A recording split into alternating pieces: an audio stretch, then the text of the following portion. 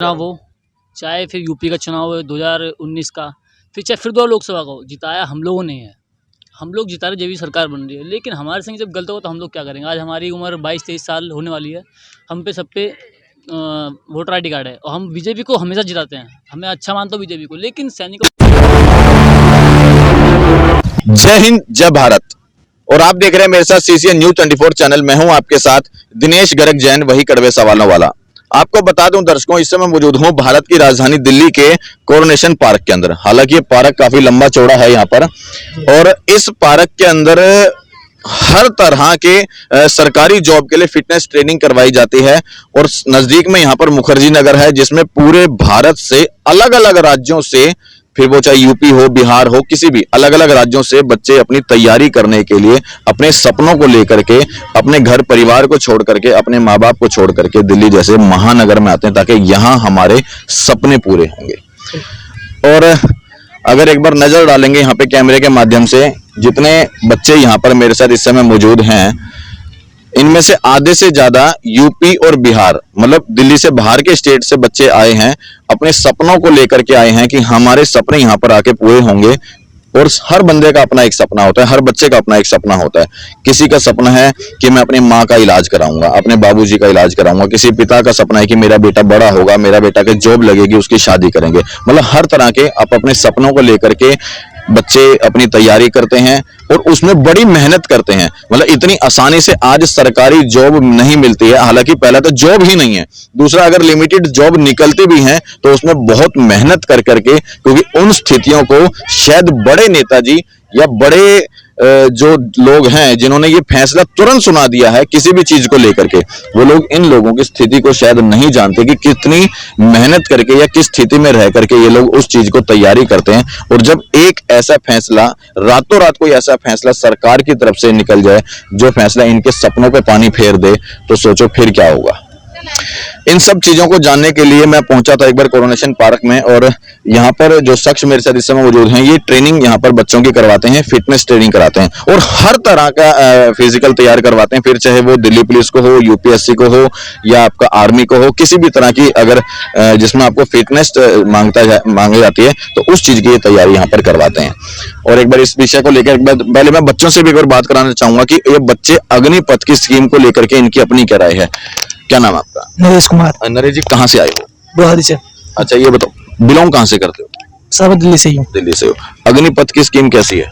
Sir मेरे हिसाब से तो ठीक है। आपके हिसाब से? सर ठीक तो नहीं है मेरे हिसाब से। क्या कमी है? सर 4 साल के बाद हम क्या करेंगे, हमारे पास कोई विकल्प नहीं बचता है। सर हम शुरू से इसी में तैयारी, आर्मी का ही तैयारी करते हैं। हम चाहते हैं कि आर्मी बने, हमारा मतलब जीवन पूरा इस देश सेवा के लिए ही मतलब लगाते हैं। जो हम हमारा चाहत है कि हम चाहते हैं, हम जितने भी आर्मी लवर हैं, जितने भी आर्मी की तैयारी करते हैं, कि आर्मी की तैयारी करें। लेकिन आप खुद सोचो सर कि 4 साल हम तैयारी करके उसके बाद हम आते हैं, तो फिर हमारे पास क्या बचता है? हम क्या करें? 4 साल के बाद क्या विकल्प है हमारे पास? कहाँ से आए हो? सर हम बिहार से हैं। आप कहाँ से हो? हम दिल्ली से हैं सर। अच्छा, कैसी है अग्निपथ स्कीम, कैसी है ये? मेरे हिसाब से आधी बिल्कुल ठीक नहीं है, क्योंकि अगर किसी के घर वाले किसी उम्मीद से रखते हैं कि मेरा लड़का बड़ा हो गया, मेरा नाम रोशन करेगा किसी भी पर्टिकुलर फील्ड में जाके, अब हमारा मन था कि आर्मी में जाएं, और सरकार बोलती है कि सिर्फ 4 साल जा सकते हैं, उसके बाद हम क्या करेंगे? हम दोबारा घर पे आके बैठेंगे तो हमारे माँ बाप पे क्या बीतेगी कि मेरा लड़का अब क्या करेगा। इसके उपक्ष में सरकार ने तो कुछ बताया नहीं कि 4 साल बाद हमें क्या कराएंगे। इन्होंने बस कागजी कार्रवाई कर दी है कि पैरामिलिट्री में डाल देंगे, इसमें डाल देंगे, उसमें डाल देंगे। 4 साल बाद सरकार रहे चाहे ना रहे, ये स्कीम तो रहेगी। ये अगर पास हो गया तो इस हिसाब से तो हम तो फिर घर पे बैठे रह जाएंगे, ना हमारा कुछ हो पाएगा ना हमारे घर वालों का। कहाँ से आए हो तैयारी करने के लिए? मैं दिल्ली से ही हूँ, मैं दिल्ली से तैयारी करता हूँ। क्या नाम आपका? मेरा नाम सर हेमंत है। हेमंत जी, कहाँ से आए हो? दिल्ली से। प्रॉपर दिल्ली के रहने वाले? ठीक है। अग्निपथ को लेके क्या विचार है आपके? सर मैं ये बताना चाहता हूँ कि मैंने फिजिकल दिया है, मेडिकल दिया है, और इसके बाद सरकार एंड टाइम पे मेरे को कह देगा पेपर कैंसिल है, तो कैसा लगेगा? और 2 साल से हम पेपर की तैयारी कर रहे हैं, और हमारे को दौड़ते हुए 4 साल हो गए हैं। हम सरकार से करना चाहते हैं कि 2D का विरोध करते हैं हम लोग। देखो, पिछले 4 साल से ये बच्चा तैयारी कर रहा है, अपना फिजिकल दे चुका है और हर तरह की तैयारी कर चुका है। सिर्फ रिटर्न का एग्जाम रह गया था इनका, और उसके बाद जब ये नई स्कीम लाई तो इनके भी भविष्य के ऊपर पानी फेर दिया, इनके सपनों पे पानी फेर दिया, बल्कि अगर मैं ये कहूंगा तो गलत नहीं होगा, इनके पूरे कैरियर के ऊपर पानी फेर दिया। Yes sir. ठीक है सर ये मैं कहना चाहता हूँ कि ये सर ने बहुत करा है, सरकार ने हमारे साथ बहुत गलत करा है। सरकार ये चाहे तो सुधार सकती है। 4 साल बाद हम क्या करेंगे चीज के लिए? 4 साल बाद हम आएंगे, क्या करेंगे? 4 साल बाद ये बेरोजगारी हमारे लिए, समझ लो। अग्निपथ स्कीम कैसी है? सही है हमारे लिए तो। कैसे सही है? 4 साल हमें देश की सेवा करने से मतलब है बस। 4 साल के बाद क्या करोगे? उसके बाद बिजनेस वगैरह किस तरह का बिजनेस? कुछ भी कर सकते हैं। जिसने अपनी पूरी तैयारी 4 साल की जॉब पाने के लिए या देश की सेवा करने के लिए पहले अपनी तैयारी की हो, उसके बाद सरकार जब जो 4 साल की जॉब है उसके बाद उसको निकाल देगी ना? क्या सिर्फ ये 4 साल के लिए तैयारी करेंगे बच्चे? हमें देश की सेवा करने से मतलब है। देश की सेवा ये नहीं कि हम बिजनेस के लिए जा रहे हैं वहाँ, हम अपना कुछ भी कर सकते हैं उसके बाद। जैसे अपना, जैसे सबसे बड़ी बात, हम गांव से हैं, उस कृषि कर सकते हैं, किसान भैंस वगैरह, दूध वगैरह, और अपना बिजनेस डाल सकते हैं कहीं भी। जिस चीज की उनको तो सिर्फ जानकारी सिर्फ अपनी राइफल चलाने की है, बंदूक उठाने की है, उसके बाद ये और क्या कर सकते हैं? जिस उम्र में इनको, अगर 17 से 21 साल की जो उम्र रखी है सरकार ने, अगर 21 साल की उम्र में जब इनको रिटायर कर देंगे, या 21 से 25 में, अगर ये 25 साल की उम्र में रिटायर हो गए, जब इसको रिश्ता के लिए आएंगे लड़की वाले, तब इसके पिताजी क्या कहेंगे कि मेरा बेटा इस समय बेरोजगार है, घर में बैठा है, रिटायर हो चुका करके 10% आरक्षण तो मिलेगा ना कुछ। कितने साल खा लेंगे आरक्षण को? जब तक है जिंदगी पूरी हो जाएगी आरक्षण से? 23 साल का, जब हमारा 23 साल 4 साल हो गए मेरे को, 27 साल हो गए, 27 साल बाद तू उसमें जाएगा, SSC GD किसी में भी जाता है, उसमें तेरी तो एज ओवर हो जाएगी, क्या करेगा? 10% आरक्षण 23 साल होती है। क्या कहते हो कि जो आरक्षण अगर गवर्नमेंट जो दे रही है इनको एक स्टाइपेंड के रूप में, जो तुमको 10% क्या आरक्षण लगता है वो हो जाएगा? वैकेंसी ही नहीं आती। SSC GD की 2014 आज वैकेंसी कितनी कम हो चुकी है, हर चीज प्राइवेट हो चुकी है, LIC प्राइवेट हो गई, इंडियन पेट्रोलियम प्राइवेट हो गया, बैंक प्राइवेट हो गए। अगर आर्मी को भी ये जवान को सिर्फ 4 साल के लिए बहाली करेंगे, क्योंकि उसके बाद निकल जाओ और 75% जवान निकाल दिए जाएंगे ना, सिर्फ 25% रखे जाएंगे, तो इसका मतलब 75% तो अभी भी अयोग्य है जो काम कर रहे हैं, इसका मतलब तो अयोग्य है बिल्कुल। फिर उनको क्यों नहीं निकाला जा रहा? उनको सर एक में समझना होगा, हमें वाकई इन चीजों को, फंडे को समझना होगा, क्योंकि बहुत सी सरकारें, बहुत से नेताजी और जिन लोगों ने ये स्कीम लागू की है, उनकी IIT टीम भी इस चीज को गुमराह करने में युवाओं को में लगी है कि ये कहीं ना कहीं आपके लिए फायदेमंद है, लेकिन सही मायने में ये सबके लिए नुकसान दे रही है और पूरे युवाओं के भविष्य को खराब कर रही है। ठीक कह रहा हूं ना? हाँ सर मैं एक ये कहना चाहता हूँ, क्या नाम है, NCC हमने 4 साल करी है, 4 साल बाद हम नौकरी करने जाएंगे, क्या फायदा हमारा उसमें? सरकार तो ये चाहती है हमारा थोप दिया, हम इसलिए आंदोलन कर रहे, विरोध कर रहे TOD। सरकार तो चाहती है कि ये लोग बेरोजगार रहें, सरकार तो चाहती है कि अगर ये बेरोजगार रहेंगे, अशिक्षित रहेंगे, तभी तो सरकार अपनी मनमानी करेगी और ये लोग अपने हक की आवाज उठा भी नहीं पाएंगे। अभी हाँ, बताओ क्या बताना चाह रहे हो? ये कहना चाह रहा हूँ, कोई भी राजनीतिक पार्टी इसमें दखल ना दे, जैसे RJD हो गई, क्योंकि हमारा आंदोलन जो है बढ़िया आंदोलन है, इसको खराब ना करें। ट्रेन फूकना, ये तो बहुत गंदा है, हमें शांत करना चाहिए। ये नहीं कि किसी पार्टी का सहयोग ले लिया, ट्रेनें फूक रहे हैं, बसों फूक रहे हैं, लोग हमारे, बहुत गलत है।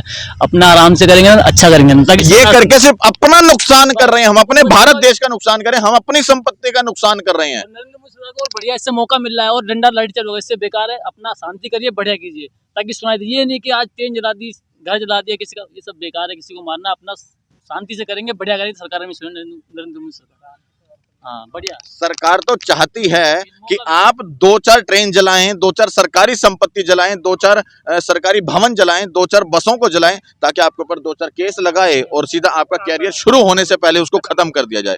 मतलब कोई भी आंदोलन शांति प्रिय तरीके से करेंगे तो सफल होगा, अगर उग्र होकर के करेंगे तो कतई सफल नहीं होगा, क्योंकि पहले के कितने भी आंदोलन देख लो, वो सफल हुए हैं तो शांति प्रिय तरीके से हुए हैं, और अगर आप उग्र तरीके से करेंगे तो 2-4 केस लगा देंगे, उसके बाद बंद कर देंगे और आपका आंदोलन रखा रह जाएगा।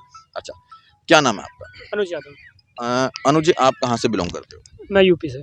यूपी में कहाँ से? कानपुर से। ठीक है, कितने साल हो गए आपको यहाँ पे ट्रेनिंग देते हुए? बच्चों मेरे को यहाँ पे 4 साल हो गए हैं। 4 साल से ट्रेनिंग दे रहे हो? जी बिल्कुल। अभी फिलहाल कितने बच्चों को ट्रेनिंग दे रहे हो? अभी फिलहाल क्या 30 के आसपास हैं। 30 बच्चे हैं। हाँ। अच्छा, आर्मी के कितने बच्चे हैं उसमें? आर्मी के 10 बच्चे होंगे। 10 बच्चे। अब अग्निपथ स्कीम को लेकर के बच्चों का बिहेव कैसा है, मतलब उनका मूड कैसा है? अब वो ये चाहते हैं कि इसको छोड़ के किसी और चीज़ में लग जाएं, क्योंकि 4 साल करने के बाद उन, मतलब 4 साल जॉब करेंगे, उसके बाद फिर उनको कहीं किसी और में जाना ही है, क्योंकि वो एक परमानेंट जॉब चाहते हैं कि लंबे टाइम के भविष्य जो चाहते हैं वो एक परमानेंट चाहते हैं, सिक्योर चाहते हैं। तो वो आर्मी को छोड़ के फिर वो सोच रहे हैं कि स्टेट पुलिस, ये या पैरामिलिट्री फोर्स इनमें चले जाएँ। और मतलब जैसे नेताजी और इनने बोला है, राजनाथ सिंह ने, कि हम आपको 10% का आरक्षण देंगे इन दोनों चीज़ में, असम राइफल और इसमें। तो लेकिन वो चाहते हैं कि इनमें 10% आरक्षण की जगह हम डायरेक्ट उसमें ज्वाइन कर लें। मतलब का अच्छा, कितने साल हो चुके वो 10 बच्चे, जैसे आप 30 बच्चे बताए ना आपने हाँ। मेरे को आर्मी के लिए तैयारी करें, 30 बताए थे ना हाँ आपने, जी। तो वो उन 30 बच्चों को कितना टाइम हो चुका आपके पास इस चीज में तैयारी करते हुए? साल, हाँ, 2 मेरे साल, पास 3 साल, 30 कितने? बच्चे टोटल हैं जो नॉर्मल फिटनेस के लिए ठीक है। हैं, और नॉर्मल जो आर्मी के लिए वो 10 बच्चे हैं। ठीक है, 10 और वो हैं। 10 बच्चे मेरे पास तकरीबन ये है कि 7-8 महीने से हैं। मतलब पिछले 7-8 महीने से इस चीज की तैयारी हाँ। कर रहे हैं वो, और उसके बाद अब वो अगर किसी और चीज में जाते हैं तो वो 7-8 महीने उनके बेकार। बेकार, बिल्कुल बेकार। ये तो जो तैयारी स्टार्ट किए हैं उनके बेकार हैं, लेकिन जो बाकी पिछले टाइम से हैं, जैसे जिनने 3 साल एनसीसी की, लगा दिए। हाँ, उसके बाद 2 साल अपनी आर्मी की तैयारी के लिए किए, 5 साल लगा दिए, फिर जब मेडिकल वगैरह हुआ, फिट हुए, उसके बाद ये अभी 1.5 साल खत्म किए, 2 साल मान लो, तो 7 साल उनके बर्बाद हो गए, ज़िंदगी के बर्बाद हो गए। वो 7 साल ये प्रधानमंत्री या राजनाथ सिंह वापस नहीं कर सकते। कोई भी नहीं तो कर सकता। वही दिक्कत है कि उन्होंने अपना पूरा करियर बर्बाद कर लिया है। इसकी वजह से लोगों ने जो अटेम्प्ट किए हैं फांसी के, 100 प्लस ठीक है। अटेम्प्ट हो चुके हैं। हालांकि मैं उसका कतई समर्थन नहीं करूंगा कि जो बच्चे सुसाइड कर रहे हैं या जो आगजनी कर रहे हैं, बल्कि उस चीज़ का मैं कतई समर्थन नहीं करूंगा। आप बिल्कुल शांति प्रिय तरीके से करें, और जिंदगी रहेगी तो कुछ ना कुछ और भी कर लोगे। अच्छा, इस चीज़ को लेके, स्कीम को लेकर के आपने अपने क्या विचार हैं, क्या समझते हो? स्कीम में बहुत सारी त्रुटियां हैं, लेकिन ये है कि कुछ एक पॉइंट हैं जो ठीक है, लेकिन मोस्टली तो पहले ठीक के ऊपर बात करेंगे, ठीक क्या है? ठीक ये है कि वो ये बोल रहे हैं कि वो मोनेटाइजेशन करेंगे, मतलब मॉडर्न करेंगे इस चीज़ को। ये ठीक है कि मॉडर्न कर रहे हैं, लेकिन उनने पहले किसी को नहीं बताया, मतलब आगाह नहीं किया किसी। ठीक है, मैं मॉडर्न की भी भाषा को थोड़ा सा भाई की क्लियर कर दूं कि वो जो अन्य देश हैं उनमें 4 साल की अगर जो प्रक्रिया है उसको लेकर के हमारे भारत में अगर 4 साल की प्रक्रिया लागू की जा रही है तो उसको लेकर के ये कह रहे हैं ठीक है, लेकिन पहले नेताजी तमाम अपने भारत देश के नेता अपने जो अंदर भ्रष्टाचार है हाँ, उसको खत्म उसको कर खत्म दें, करें। तो फिर उसके बाद लागू करना कि बाहर क्या स्कीम है तो हम अपने भारत में लागू करें। पहले यहाँ का भ्रष्टाचार खत्म कर दें, उसके बाद इस बाहर की स्कीमों की नकल करना। हाँ, ये बात सही है। वही है कि कुछ चीज़ें हैं उनने बाहर से अच्छी उठाई हैं, लेकिन अपने जो यहाँ का कल्चर है उसको देखते हुए नहीं उठाया है। बाहर जो पॉपुलेशन है बहुत कम है, यहाँ पे वो बहुत ज़्यादा है। यहाँ का एक स्टेट वहाँ का पूरा एक कंट्री के बराबर है, मतलब ज़्यादा ही है यहाँ का। तो वो उनने ये सोच के उठाया कि वहाँ पे अच्छा चल रहा है तो यहाँ पे भी सही चलेगा। इसलिए यहाँ पे मतलब देखा तो उनने सही है, लेकिन पॉपुलेशन और जो कल्चर है उसको देख के नहीं उनने सही किया है। मतलब उन्होंने बाहर के देशों को देखा है, मोदी जी, राजनाथ जी ने बाहर के देशों को देख लिया, लेकिन अपने ही भारत के देश में नहीं देखा कि आप लोग खुद भारत के देश को या हमारे भारत के नेता अपने भारत देश को कितना खोखला कर रहे हैं, उसके बाद भारत के बाहर की नकल करना। जी बिल्कुल। अच्छा, और क्या बुराइयां क्या क्या है? बुराइयाँ क्या-क्या है, उनने अभी 2 साल तक वेट कराया सबको, जो एग्ज़ाम पेंडिंग है। उनका कोई भी नोटिस नहीं दिया कि आपको आगे कुछ करना है, नहीं करना है, कोई भी नहीं। उन्हें ये बोल दिया कि आप शुरू से शुरू कीजिए। शुरू से शुरू तो होगा नहीं क्योंकि एज उन्होंने ओवर कर दी है। उसके बाद जो लोगों ने तैयारी की थी वो सारा निल कर दिया है, क्योंकि जिन लोगों ने 2-2, 3-3 क्या 4-4 टाइम वर्कआउट किया है, 2-2, 3-3 साल इसी चीज़ के लिए, वो सारा उनका बेकार। शरीर बनना था, वो सारा पतला एकदम शरीर, क्योंकि इसी के चक्कर में बना के रखते हैं कि हमें रनिंग करनी है, आगे अंदर घुसना है, ठीक है? ये सब छोड़ हो गया है। उसके बाद आप वो 7 साल अगर वो किसी और चीज़ में देते, किसी भी चीज़ में, एमबीबीएस डॉक्टर बन सकते थे, 5 साल का कोर्स है, सीए बन सकते थे, मतलब एक प्रोफेशनल बन सकते थे। लेकिन उन्होंने एक आर्मी के चक्कर में बहुत सारी चीज़ें छोड़ दी हैं, और सरकार ये समझ नहीं रही है। सरकार ये सोच रही है कि ये लाके हम अपना मोनेटाइजेशन कर लें, मतलब मॉडर्न कर लेंगे, लेकिन उससे वो फ़ायदा नहीं है। जो बाकी लोग जो आक्रोश हैं वो इसीलिए है कि उनके जो टाइम बर्बाद हुआ है, उनके जो ठेस पहुँचा है, वो उस चीज़ के लिए आक्रोश है। एक चीज़ और मैं यहाँ पर क्लियर कर दूं कि जो बच्चा अपने आर्मी को लेकर के जो सपना लेकर के घर से चलता है, वो सबसे पहले अपना माँ बाप को छोड़ता है, जी, जी, बिल्कुल। उसके बाद अपने खुद के जन्म स्थान को छोड़ता है, जिस क्षेत्र में या जिस राज्य में वो रह रहा है अपने राज्य को छोड़ता है। उसके बाद वो किस लिए छोड़ता है इन सब चीज़ों को? ताकि वो अपने देश के लिए छोड़ता है, ताकि उस सरकार पे एक भरोसा करके चुनता है, ताकि इन्होंने सरकार क्यों चुनी? ताकि ये सरकार हमारा भविष्य बनाएगी, हम और आपका भविष्य बनाएगी। उसके बाद इस सरकार को चुना। जब हर चीज़ को छोड़ने के बाद ये तैयारी करते हैं अपने देश में मर मिटने के लिए, जब ये सरकार भी धोखा दे देगी जिस सरकार के इन्होंने चुना भविष्य बनाने के लिए, जब वही सरकार इनके भविष्य को बिगाड़ देगी तो बच्चा क्या करेगा? आखिर में फिर वो सुसाइड करता है। हालांकि फिर मैं कह रहा हूँ, मैं सुसाइड का विरोध करता हूँ, मैं उसका पक्ष नहीं करा, लेकिन मजबूरी में आकर के उसको सुसाइड करना पड़ता है, क्योंकि वापस ये लौट नहीं सकते अपने उन्होंने अपने जितने भी रिलेटिव हैं सबको ये बता दिया होता है कि हमारा एक लास्ट स्टेज है, हम यहाँ पे सिलेक्टेड है, ठीक है। लास्ट में आके ये हो जाता है कि आप नहीं हो सकते सिलेक्टेड, आप कैसे फेस करेंगे सब लोगों को कि आप सिलेक्टेड हैं और आप एकदम से मना हो जाते हैं कि आप नहीं हैं, आपकी भर्ती कैंसिल हो गई है।